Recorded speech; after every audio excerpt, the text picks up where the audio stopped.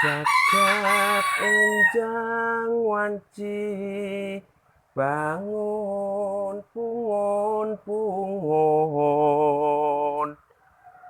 terus ngalamon ngungun roh titbaning embun.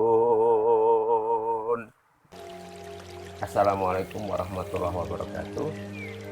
Sugeng enjang wilujeng pepanggihan kalian kula malih wonten ing enjang menika saestu Allah Subhanahu wa taala paring nikmat ingkang kathah sanget dhateng kula dalasan panjenengan ing satemah saged ngraosaken tumibanipun embun ing wanci enjang menika rekalanipun kala wau dalu sampun dipun klujuk kaliyan jawah lajeng enjang menika ketingal suasananipun ngremenaken cerah nggih.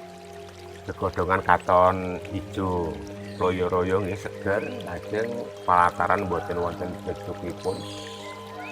Para bapak lan para sedherek sedaya, kanca-kanca kadang-kadang ingkang saestu dipun paringi berkah saking Gusti Allah Subhanahu wa taala. Menawi kula lan panjenengan raosaken kados ingkang kula aturaken ing ngajeng. Jagat enjang wanci bangun pungun tegesipun rekalanipun bangun menika menawi basa Indonesia bangun menika tangi ataupun bangun artinya beranjak. Wungun menika tangi kula lan panjenengan kedahipun saged bebasanipun tangine aja nganti kisian karo puruking jago. Nalikanipun kula lan panjenengan sasampunipun dipun syariataken Allah Subhanahu wa taala.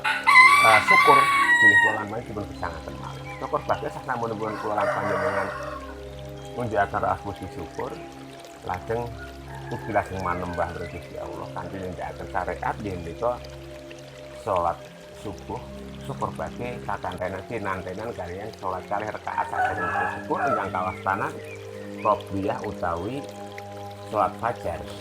Gadahi sedaya manungsa menika mesti nemah rekalanipun gesang dipun manfaataken saestu aja nganti urip sepisan menika rejeki ingkang sampun dipun jatah dening Allah keburu dipun total pitik mergi kula lan panjenengan wungunipun isian kalih turuking jatuh. Cekap semanten. Assalamualaikum warahmatullahi wabarakatuh.